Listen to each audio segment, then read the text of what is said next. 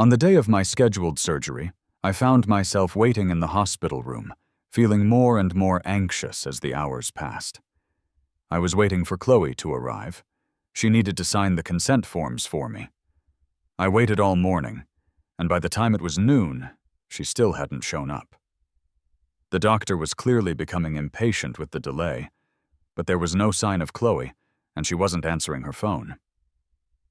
I couldn't understand why she would be unreachable at a time like this.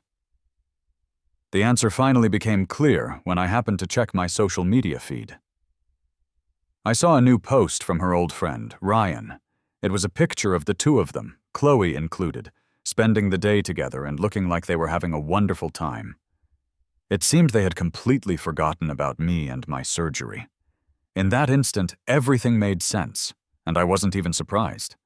I eventually had to call my best friend, Sam, and ask him to leave work to come and sign the papers for me. When he arrived, he looked at me with such pity in his eyes and said, "Mark, you just have to let her go." I managed a small smile and nodded. "Okay," I said. In that single moment, I made the decision that I was finished loving her. It turned out that making that choice wasn't as difficult as I might have thought. I had scheduled the operation a full week in advance. To make things as convenient as possible for Chloe, I had specifically chosen a date that I knew was her scheduled day off from work. This felt especially important after what had happened last month. When Ryan had a simple fever, Chloe had taken 7 consecutive days off from her job just to be with him and take care of him. I had been very upset and confronted her about it, but she was completely unapologetic and defensive. "Mark, can you stop being so paranoid?" she had said. "Ryan and I are just friends. What's the big deal if I take care of him when he's sick?"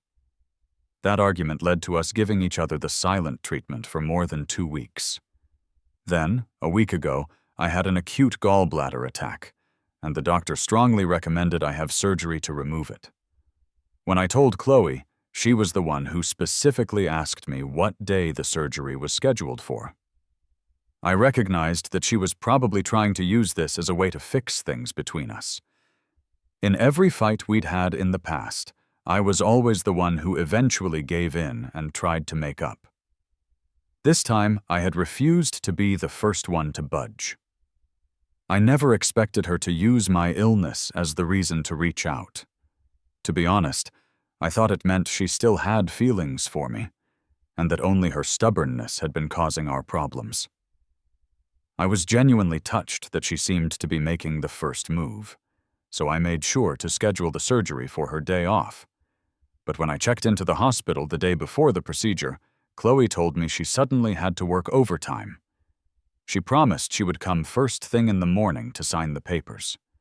So I waited, and I kept waiting. By noon, even the doctor was losing his patience. I had no other option but to call my coworker and best friend, Sam, to come and sign for me. I must have looked absolutely pathetic sitting there, because Sam could barely even look me in the eye. Thinking back on my entire relationship with Chloe, she had always been the one in control. She would be warm one minute and cold the next, always keeping me at a distance. Her mood dictated my entire day, and I felt like I had completely lost sight of who I was a long time ago. I always justified it to myself, telling myself that this was just part of the effort required, a sign of how deeply I loved her. In the end, though, it seemed I was the only one moved by my own devotion. Chloe never seemed to give a damn about anything I did for her. This whole relationship, from the beginning, was just me being pathetically in love by myself.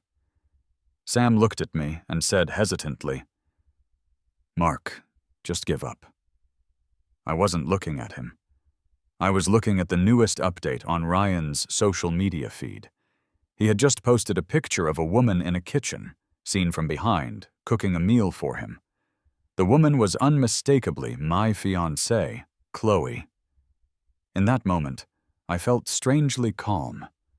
I just smiled at Sam and said, "Okay." I was in the hospital for 3 days recovering. In all that time, Chloe never showed up, not once. I didn't do what I used to do, which was call her over and over, demanding to know where she was and what she was doing. I wasn't even sad about it. I knew why. It was because I really, truly had stopped loving her. After I was discharged, I went straight home, took a shower, and went to sleep. Late that night, I heard the front door open. It was Chloe. In the past, I would have immediately jumped out of bed and started a huge fight, demanding to know if she even cared about me at all. But now, all I wanted to do was sleep.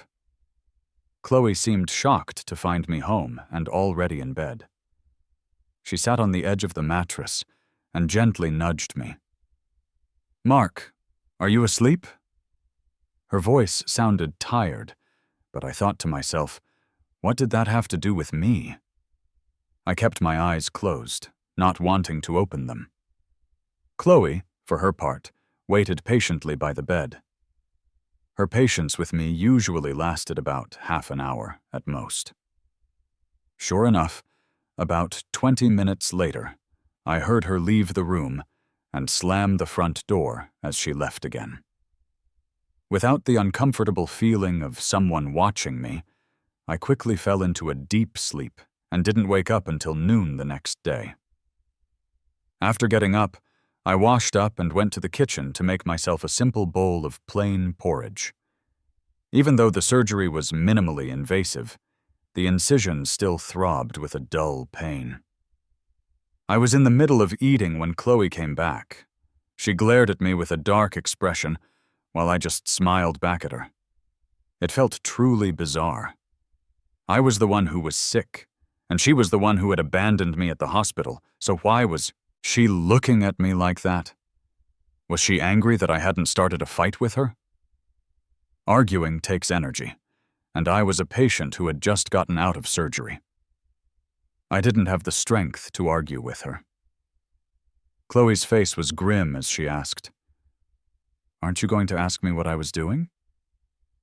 I pretended to be surprised. "Weren't you taking care of Ryan? I saw his post," Chloe pressed on. "You're not mad?" I shook my head. "Why would I be mad? You've said it 1,000,000 times. You and Ryan are just friends. I believe you." Chloe opened her mouth, then closed it again. What could she possibly say?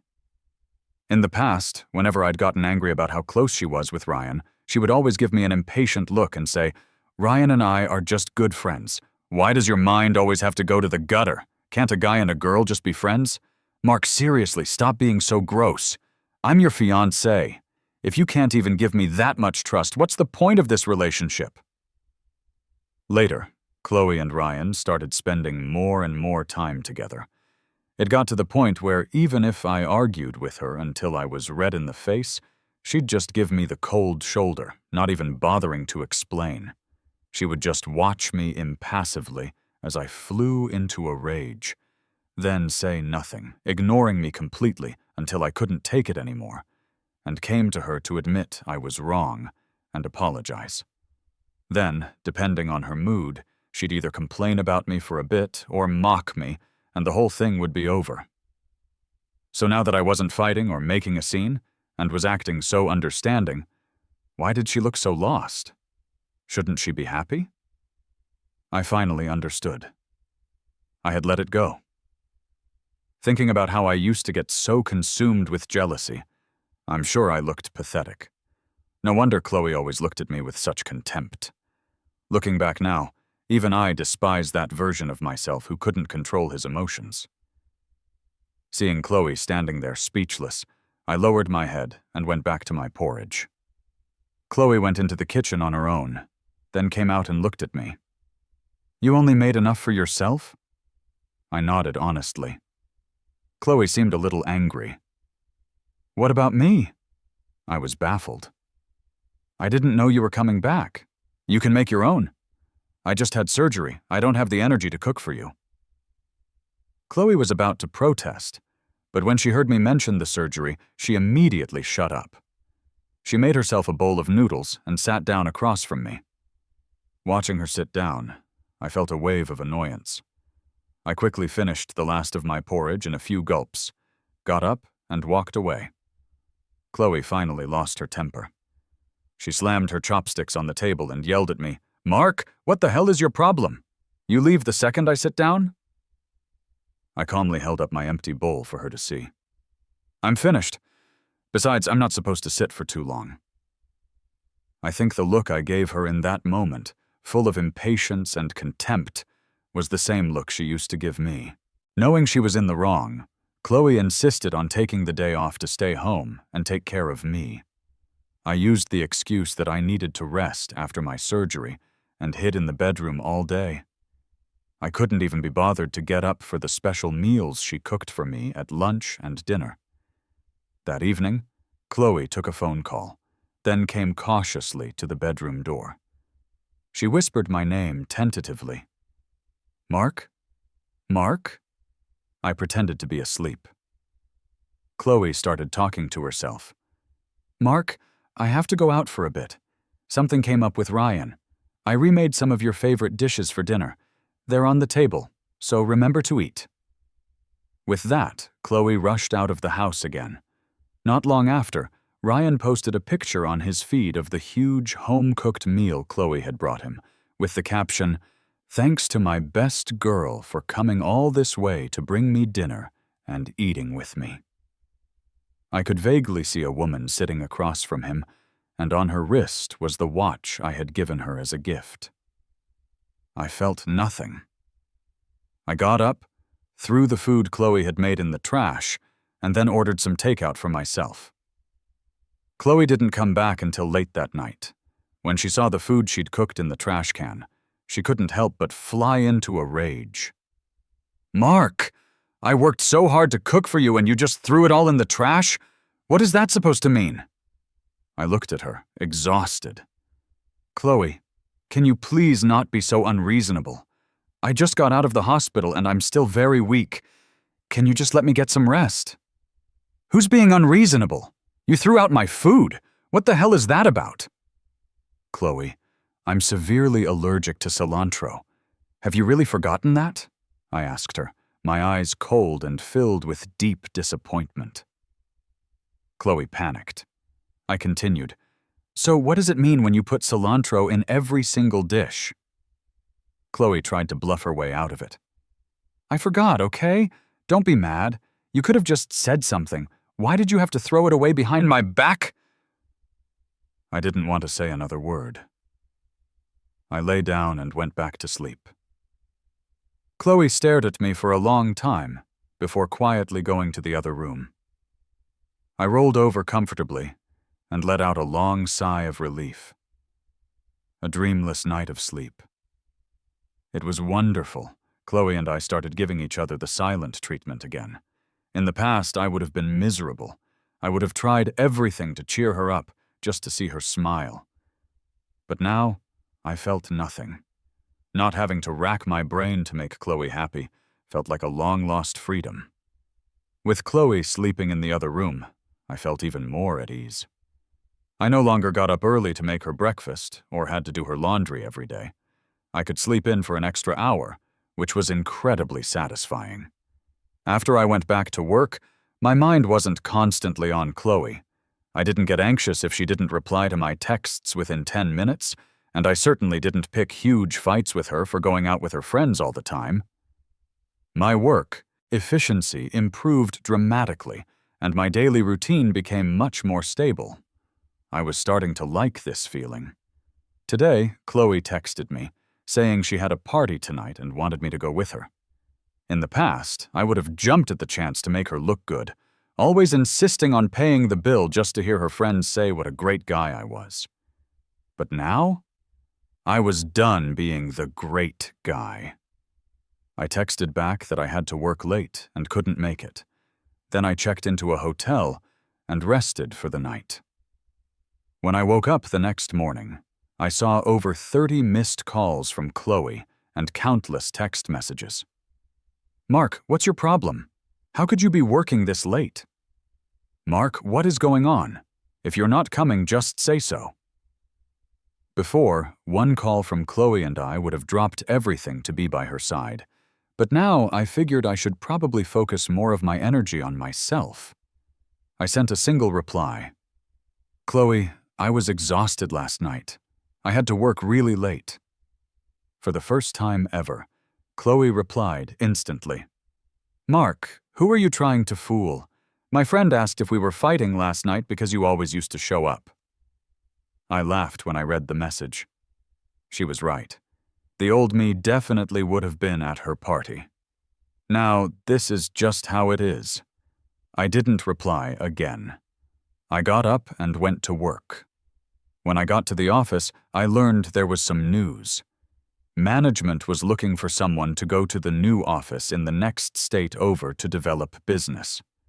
The pay and position would be a significant step up, a direct promotion. In all my years with the company, I'd never been proactive, so my position hadn't changed.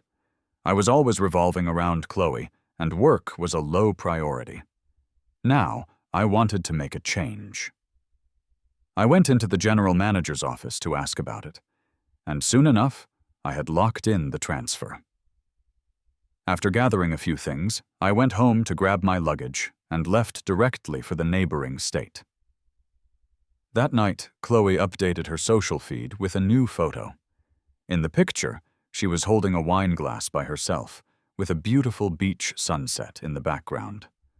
On her wrist was the watch I'd given her last year. I calmly scrolled past the photo without reacting. I knew Chloe too well.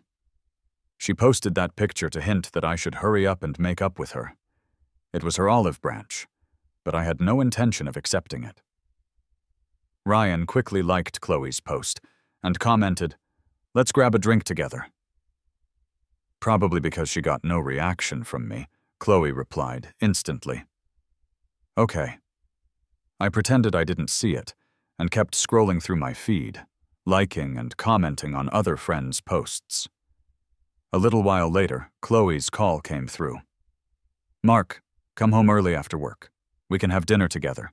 Or you could meet me after work, and we can go shopping and cook at home. Those were all lines I used to say. I was direct. No, I'm on a business trip. I'm in the next state over.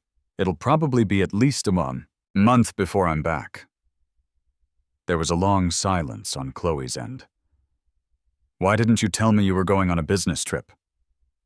I replied, I forgot. Is there anything else? If not, I'm going to hang up. Chloe asked which hotel I was staying at, and I sent her the location. She said she would come find me after work. I refused several times, but Chloe ignored me and hung up. Around 10 p.m., Chloe messaged that she had arrived at the hotel. I gave her the room number, and she came up. When I opened the door, Chloe wasn't alone. Ryan was standing right beside her. My expression didn't change as I gave them a small smile. Chloe looked a little awkward. Mark, Ryan was worried about me traveling so far alone at night. He didn't have anything else to do, so he came along to see you. I nodded to show I understood. Ryan tilted his head and smiled. See? I told you Mark wouldn't care if I came with you. He's not the jealous type. Besides, there's nothing going on between us. We're just good friends, right? Chloe stared at my face nervously, trying to read my expression. I knew she wasn't worried about me. She was worried that if I lost my temper, it would be embarrassing for Ryan. In the past, I definitely would have made a scene, but not anymore. It occurred to me that I was, for all intents and purposes, still Chloe's boyfriend. We hadn't broken up yet, so I smiled at Ryan and said, You're right, I'm not jealous. I'm happy you two are so close. Chloe looked at me with suspicion, but at the same time, she let out a sigh of relief. After all, we were in a hotel. A fight would look bad for everyone. Ryan, however, raised his eyebrows in disbelief and continued to stir the pot. Chloe, see? Mark's fine. We both have work tomorrow, right? Let's head back. Chloe hesitated. Ryan reminded her, The clients visiting the company tomorrow are crucial. We both have to be there. Hearing this, Chloe looked at me with a hint of apology in her eyes. She tried to hug me, but I dodged it. She told me to come home soon, then turned and left with Ryan. I didn't see them out. I just closed the door. Of course, I didn't see Chloe turn back to look in my direction when she heard the door close. Her eyes filled with confusion. She asked, Ryan, do you think something's off with Mark? Ryan's eyes flickered. No, why? Chloe said, Mark would have always walked me downstairs before. But Ryan cut her off with a laugh. Mark's probably just tired. Don't be so sensitive. He must not be taking good care of you. Only insecure people get that sensitive. With that, he took Chloe's hand and led her away. I threw myself into my work. My productivity skyrocketed compared to before. I never replied to Chloe's messages instantly anymore, only sending a few simple responses each night. Whenever Chloe asked, I always had the same reason. I was busy. The month-long business trip ended quickly. When I got back to the main office, I was also notified of my promotion to supervisor. It was my first promotion since I started with the company. I was ecstatic and invited some colleagues out that night to celebrate. My coworkers were all surprised. After all, I used to revolve around Chloe and almost never joined them for gatherings. When we got to the restaurant, I was surprised to see Chloe was there too. She was also having dinner with her colleagues. They were teasing her and Ryan, daring them to link arms and drink. As I walked in, I saw that exact scene. Their arms intertwined, heads tilted back as they drank. My colleagues had met Chloe before, and when they saw this, they all turned to look at me. Chloe's colleagues knew me too. The moment they saw me, they awkwardly tried to get her attention. Chloe walked over to me, a flustered look on her face. Ryan shouted, Mark! We were playing Truth or Dare. Chloe and I lost, so we had to link arms and drink. It's just a game. Don't take it seriously.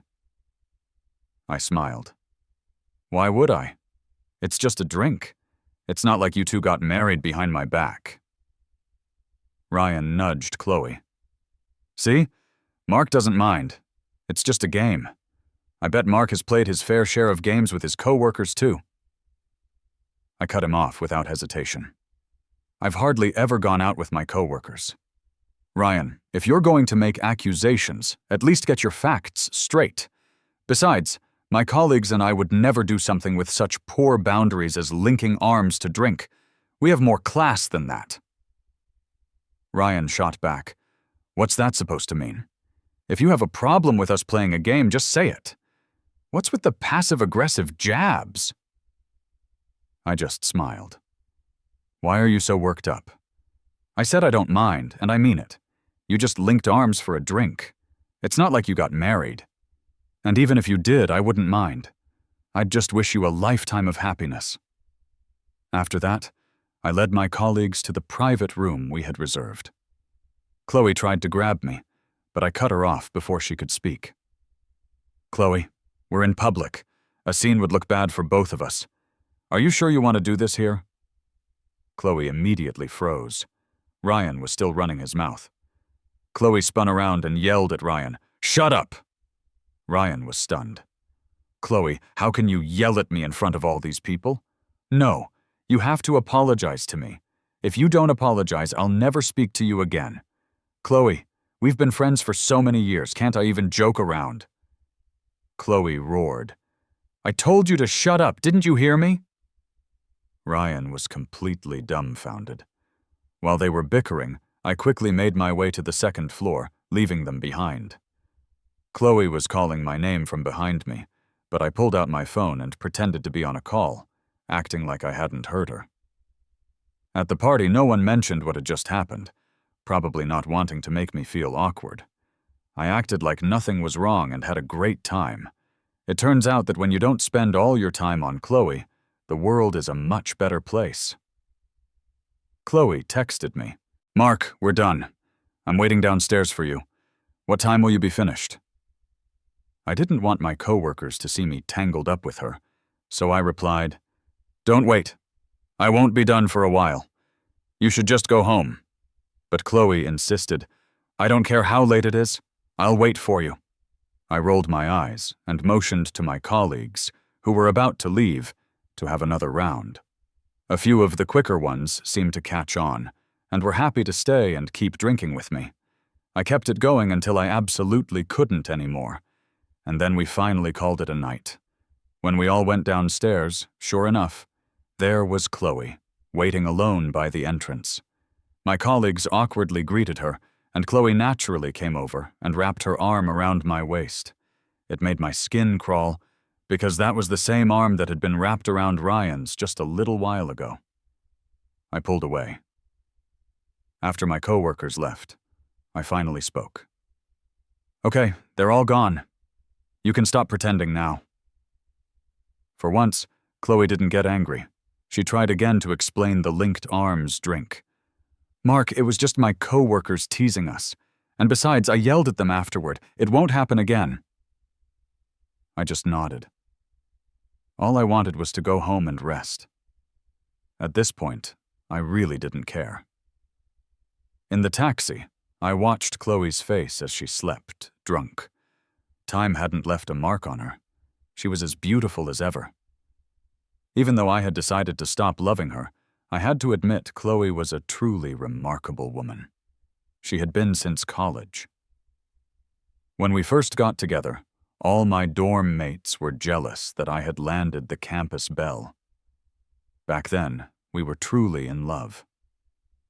Even though I knew Chloe had confessed to an upperclassman and been rejected, I never let it bother me. That upperclassman was Ryan.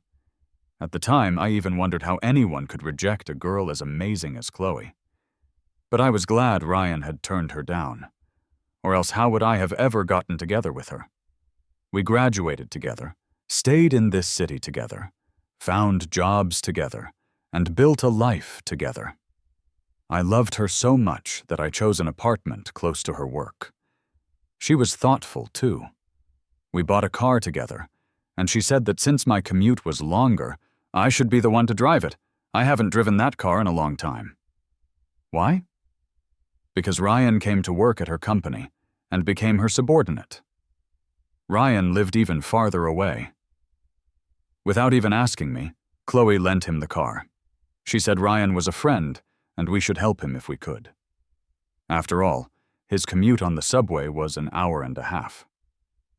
I didn't say anything. My commute on the subway was also an hour and a half. Ever since Ryan reappeared in Chloe's life, our arguments became more frequent. One call from Ryan, and Chloe would drop everything, no matter what. She would even stand me up on the day of my surgery. My heart had turned to stone. I didn't care about her anymore. When we were almost home, Chloe woke up. We went upstairs one after the other. I went straight into the master bedroom and closed the door. Surprisingly, Chloe didn't make a fuss. She just went to the guest room to sleep. Slept wonderfully. The next morning, I was woken up by the sound of Chloe on the phone in the living room. It sounded like her parents were coming to visit her. Honestly, Chloe and I had never met each other's parents. I had tried to talk to Chloe about marriage once, and she had almost agreed. But ever since Ryan showed up, all our plans were put on hold. Meeting the parents, getting engaged, getting married, it all became a distant dream. Chloe never brought it up again, and every time I did, she would just brush it off. I pulled out the custom suit I had hidden away in a corner. I'd secretly ordered it after testing the waters with Chloe. But on the very day I picked up the suit, Chloe went to the airport to pick up Ryan. Ryan started working at her company, and from that day on, everything changed. Chloe and I started arguing constantly, giving each other the silent treatment, until my gallbladder surgery. When Chloe ditched me to spend 7 days by Ryan's side while he had a fever, my heart went cold, and I finally woke up. Looking at this suit now felt like a joke. I carelessly tossed the suit back into the corner. I walked out of the room and cut Chloe off before she could speak. Chloe, my company needs me for a last-minute business trip. It'll be about 2 weeks. Chloe was stunned. Do you have to go? My parents are coming to see me. I wanted to introduce you to them." I was completely unconcerned. There's plenty of time to meet parents, but a promotion opportunity can disappear in a flash. Chloe's expression soured. She must have remembered. Those were the exact words she had said to me when my parents came to visit. Now I was just returning them to her. I quickly packed my bags and moved into a hotel near my office. For the next few days, Chloe was busy showing her parents around and taking them shopping. She posted 9 photo collages every time, looking like she was having a great time. Every picture showed her with a huge smile. This afternoon, she posted another photo of the 3 of them. I glanced at it before heading to a nearby mall for lunch. But as fate would have it, it was just that coincidental. As I walked into the restaurant, I immediately saw Chloe, her parents, and the person who hadn't been in the photos. Ryan. Ryan saw me too, and called out my name loudly. "Mark, you're back from your trip. Why didn't you say anything? Come on over. Let me introduce you. These are Chloe's parents, here to visit her. Since you weren't around, I had to play tour guide. I've been showing them around all week. Chloe was worried you'd get the wrong idea, so she told me not to post anything on my feed." I looked at Chloe with a sarcastic smile. At that moment, she looked like she'd been caught red-handed. Her face was flushed, and she was struggling to stay calm, her eyes pleading with me. But why would I ever make a scene with her in public? I just smiled at the 2 older people sitting at the table. "Hello, sir, ma'am. I'm a friend of Chloe's. My name is Mark." When Chloe heard how I introduced myself, her face turned even paler. Ryan, however, played dumb. "Mark, aren't you Chloe's boyfriend? Why would you say you're just friends? Did you 2 break up? No way. If you broke up, you're still living together. Isn't that a little inappropriate?" I just smiled and said nothing. Chloe, furious, hissed at Ryan to get lost. Ryan's throat bobbed, but he didn't say a word. Just as I was about to leave, Chloe suddenly looked at me. "Mark, you weren't on a business trip, were you? You were just avoiding me, right?" I sighed, deciding it was time to be clear with her. "Chloe, we need to talk." But Chloe quickly cut me off. "My parents are here. I don't want them to worry. Can we talk after they leave, please?" I nodded, turned around, and went back to the hotel. Since I had already taken the time off, I decided to find a new apartment. After all, I was going to break up with Chloe in a couple of days, and that apartment was just too far from my office. It was better to find something nearby. I got lucky and found a place that afternoon with a great location, price, and layout. I signed the lease without hesitation, planning to move in after I broke up with Chloe. Over the next few days, I started buying things and moving them over bit by bit, so I wouldn't be overwhelmed later. But several days passed, and Chloe still hadn't contacted me. Had her parents not left yet? I couldn't rush her, so I just had to wait patiently. Another half a month went by, and Chloe still said her parents hadn't gone back home. She would occasionally send me texts asking how I was, which I mostly ignored. Lately, the receptionist at my office had been calling me every day to tell me that the lunch my girlfriend had sent had arrived again. Looking at the lunchbox, I decided it was time to go back. Dragging this out wasn't going to solve anything. I knew Chloe didn't want to break up with me, but I truly didn't love her anymore. I decided to have a serious talk with her. When I got back to the apartment, sure enough, Chloe's parents were gone. Chloe was sitting there, drinking from a half-empty bottle of hard liquor by herself. I sighed and started cleaning up the messy apartment. Chloe watched me nervously. When I was done, I sat down across from her. "Chloe, we need to talk." Chloe's expression suddenly turned frantic. She stopped me before I could continue, saying she wasn't feeling well and needed to go out to buy some medicine. She said we could talk when she got back. I nodded. I waited and waited, but Chloe never came back. Instead, I got a call from Ryan. On the phone, Ryan said Chloe was in the hospital and that I should get there right away. By the time I arrived at the hospital, Ryan was standing over Chloe's hospital bed, making passive-aggressive remarks. "Mark is such a piece of work. Chloe, you broke your leg, and he's only finding out now? You haven't been home for days, and he didn't even call you once. Does he even have you in his heart?" Chloe was just staring into space on the hospital bed, as if she hadn't heard a word Ryan said. When I walked in, Chloe's face lit up with a look of joy and gratitude. "Mark, you're here!" Ryan continued his tirade about how I was terrible at taking care of people. I just nodded. "You're right. I'm not good at it. So thank you for taking care of Chloe while she's been in the hospital." With that, I turned to leave. But Chloe called out to me. "Mark, can't you stay and keep me company?" I turned back. "I can't stay with you, but at least I came, right? I talked to the doctor. It's a dislocation. You don't need surgery, you don't even need to be admitted, and you don't need anyone to sign any forms. If you're really worried, you can stay for observation for a couple of days. Chloe, we really need to have a serious talk." Chloe shook her head, not wanting to listen. "Can we talk after I'm discharged, please?" I sighed, and had no choice but to agree. "In that case, I'll start moving my things out these next 2 days. I'll be moving out of the apartment. I've already found a new place." Chloe looked at me with pleading eyes. "Do we have to do this?" Ryan yelled from the side. "Mark, are you even human? Chloe is injured and you're still throwing a tantrum like a spoiled brat?" I couldn't be bothered with him. I turned and left. Chloe should have known. When I was in the hospital waiting for her to sign the papers, she could stand me up without a word. The fact that I even came to the hospital this time was more than generous. The next day, Chloe was discharged. When I got to her place, she had already cooked a full table of food. She invited me to eat with her, and I didn't refuse. I sat at the table but didn't pick up my chopsticks. "Chloe, let's break up."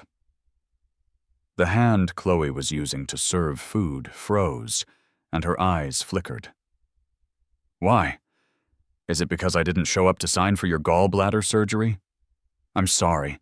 I thought about it afterward, and it was a really terrible thing to do. It will never happen again. Mark, can you forgive me?" Chloe's voice trembled. I was a bit surprised.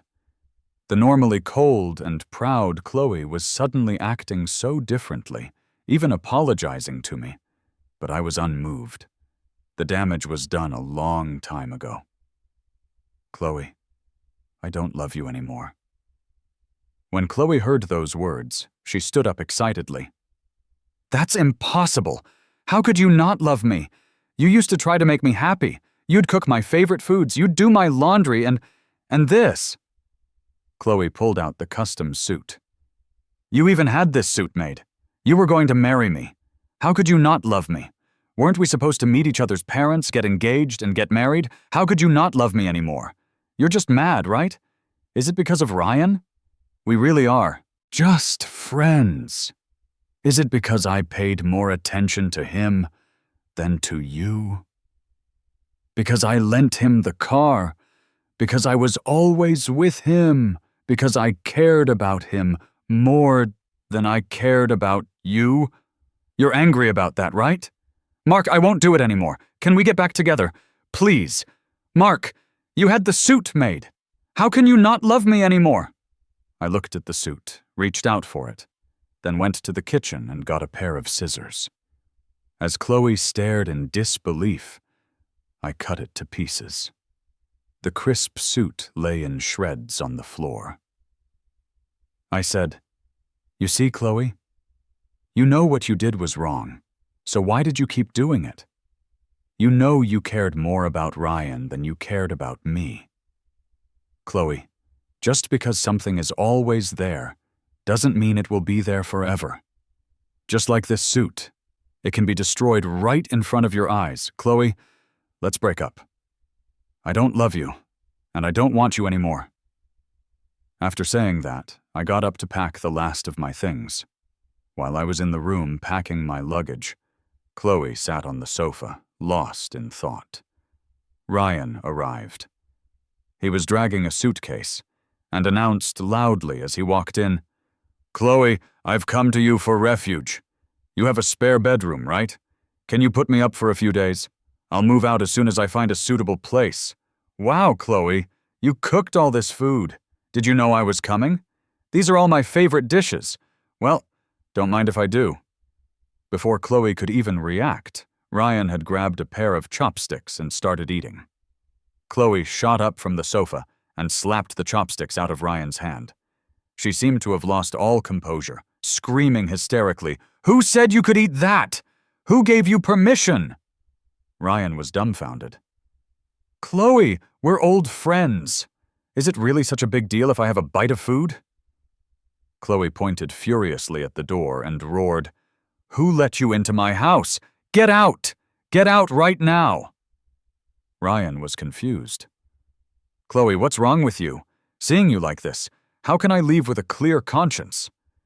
I had finished packing and walked out of the room with my suitcase. The moment Ryan saw me, he went into his usual routine. "Mark, did you make Chloe angry again? Look at her. Look at what you've done to her. Aren't you going to apologize? Do you even know how to be a boyfriend? I can't imagine what Chloe has been through all these years, how much she must have suffered because of you."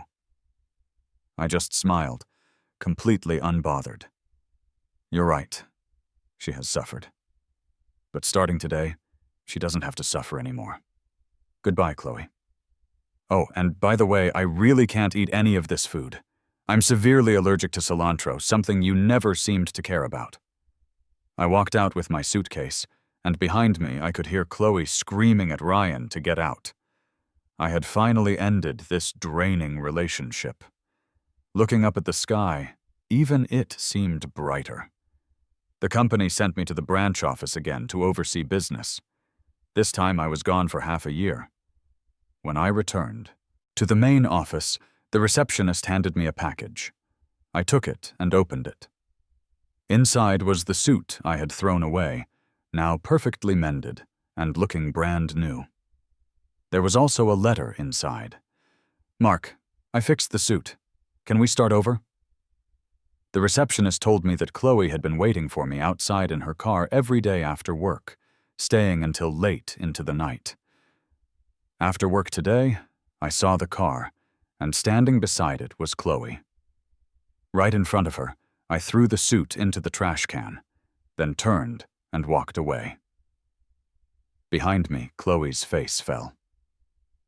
"See? Not loving someone really isn't that hard.